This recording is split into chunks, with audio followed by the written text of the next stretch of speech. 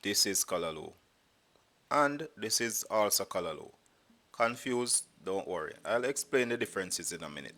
Hey, I'm Nick and today I'm going to show you the simplest, healthiest and most delicious Callaloo recipe. We'll build some intense flavors together with a step-by-step guide. Plus, I'll show you how to pick out the freshest Callaloo at the market, how to clean and prep it properly, and a little trick to keep it fresh for weeks. In Jamaica, this leafy green is known as callaloo. Elsewhere, especially in places like the US, it's more commonly called green amaranth. Callaloo is a fast-growing, nutrient-rich plant loaded with vitamins A and C, calcium and iron. It's actually one of the few foods I can readily recall most doctors recommending. Its health benefits are huge, from boosting immunity to improving circulation and bone health. It's a really tender green, making it perfect for quick cooking methods like steaming and sauteing, which is how you'll often see Jamaicans prepare it. But honestly, it's super versatile. It adds a fresh earthy depth to dishes like pepper pot soup, where it's actually a key ingredient. And let me tell you, callaloo rice, easily one of my favorite. It's so flavorful and hearty. If you're not up for 5 minutes of me geeking out over greens, I've got you covered with timestamps, so you can skip straight to the recipe. I usually buy callaloo at the farmer's market where you can get it whole or chopped. Some companies sell chopped callaloo, which you might find in the supermarket. Chopped callaloo is convenient since all the prep work is done for you. However, I generally avoid it for a few reasons. First, chopped callaloo has a shorter shelf life. It tends to spoil much faster than whole callaloo, especially if there's excess moisture. Whole callaloo lasts much longer, and I'll show you a neat tip to keep it fresh for even longer. Second, I'm often uncertain about the hygiene standards of the places chopping the callaloo. While supermarket callaloo may adhere to higher standards, I once found a snail in a bag of chopped callaloo, so you never really know. Finally, chopped callaloo may include less desirable parts of the plant. Typically, the tougher stalks and damaged leaves get chopped up first, so you might end up with some undesirable bits. I've had enough bad experiences with chopped callaloo that I try to avoid it when I can. That being said, I do buy it from the supermarket occasionally, but I always inspect and wash it thoroughly. Now, let's talk about whole callaloo and how to make it last longer.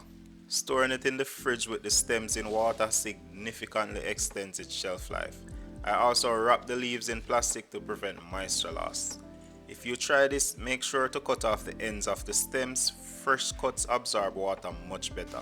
These have been in my fridge for about 2 weeks and they still look great.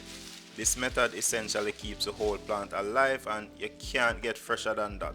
Chopped callaloo could never. Cleaning callaloo is straightforward. You want to wash it thoroughly by immersing it in water. Add a generous pinch of salt. This helps any hidden insects dislodge and fall into the water. Am I the only one who like to find the occasional caterpillar? Let me know down in the comments. I see insects as a sign of fresh, safe food, but I'll prefer to avoid eating them, so I give everything a good wash. These look pretty clean, but you never know before the salt bath since pests that eat callaloo are usually green. Next, go through and remove any bad leaves, typically the older larger ones. I don't have many bad ones here. I'll cut off the leaves and upper stems as those will be soft. The thicker lower stems can be a bit tricky. You can use a snap test to check if the stems will be tender enough. If they snap easily, they're good to go. Just remember that fresh callaloo that's a bit older or dehydrated might not snap. These were stored in water, so they should be pretty close to how they are when freshly cut. These barely pass the snap test, but some are still good for sauteing. I'll save the tougher bits for soups or another dish. Next, simply slice the callaloo leaves. The size is just for aesthetics. The cooking time won't change much however you cut them big or small, so cut them however you prefer. For the thicker stems though, I'll quarter them before slicing so they cook as quickly as the leaves. Most Jamaicans shy away from callaloo that's too thick because it can look like it was pumped full of fertilizer. They prefer thinner, more natural looking callaloo. And that's it. properly cleaned and chopped callaloo. Now, I've got a selection of vegetables here that I love to use with callaloo. You can certainly do more, but I've chosen these veggies because each one adds an important flavor component to the final dish. Prepping everything beforehand helps a lot with workflow. Callaloo also pairs well with other vegetables like cabbage or pak choi. I always like to add a bit of each to my veggie stir fry for some extra variety. Before we get to cooking, I want to talk about this other callaloo. If you're Jamaican, you probably know this only as Dasheen. Dasheen is the most popular of the three taro plants in Jamaica, the other two being cocoa and bado. It's a starchy root vegetable that's delicious in soups, stews, or just simply boiled and used as a side. These plants grow well in most soils, but they really thrive in waterlogged areas near swamps or along riverbanks. It's a popular forage plant when we go to the river to run a boat. In most other Caribbean countries, this is what's known as callaloo. The younger leaves of the dasheen plant are cooked down in coconut milk, okra and seasonings, and many recipes also call for pumpkin. For Jamaicans, callaloo is simply the name of the leafy green that we saute or steam. But in other Caribbean countries like Trinidad and Tobago or Grenada, callaloo refers more to the dish itself, prepared with specific ingredients and cooking techniques. This is different from Jamaican callaloo, which is treated more like a leafy green vegetable. Jamaicans sometimes add salted cod or saltfish to the mix, but it's still mostly just a quick saute. With that being said though, Jamaicans do cook dasheen callaloo, but it's not as popular. It's more commonly done in our Indian communities, and it's typically added to soups as a secondary ingredient, not the star of the dish. I don't have a lot of first-hand knowledge about callaloo dishes from other Caribbean countries, so if I missed anything, let me know down in the comments. Now, let's cook some delicious Jamaican callaloo. Start by heating a frying pan on high with a generous splash of olive oil. Olive oil gives a great flavor, but coconut oil is also a fantastic option for an intense coconut taste. Once the oil is hot, add a tablespoon of chopped garlic to build some depth of flavor. Then toss in 2 chopped stalks of scallion, both whites and greens, a sprig of fresh thyme for that bright fresh flavor, and 1 sliced onion. For a bit of heat and scotchy flavor, add some Scotch Bonnet Pepper. Go easy at first, you can always add more later. Next, add 1 julienne or thinly sliced carrot. Since it takes the longest to cook, make sure you cut it fairly thin. Give everything a good saute for a few minutes. This is where the flavor base really develops. Carrot adds a nice crunch and a bit of sweetness, and the other veggies will take on deeper delicious flavors when sauteed, especially in that olive oil. Once everything is properly sauteed, add 1 diced tomato.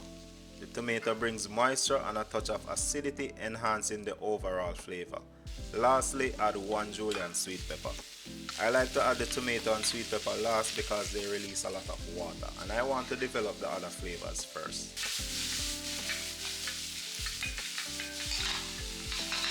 Now toss in the chopped callaloo. It may look like a lot at first, but callaloo shrinks down as it cooks. If your pan seems small, don't worry, just cover it for 2 to 3 minutes and the callaloo will shrink down quickly. After that, turn the callaloo over to bring the partially cooked pieces to the top. Add a pinch of salt and pepper and a small pinch of freshly ground allspice. A little allspice goes a long way, giving the callaloo a ton of flavor. The salt will help to draw out the moisture from the veggies, speeding up the cooking process.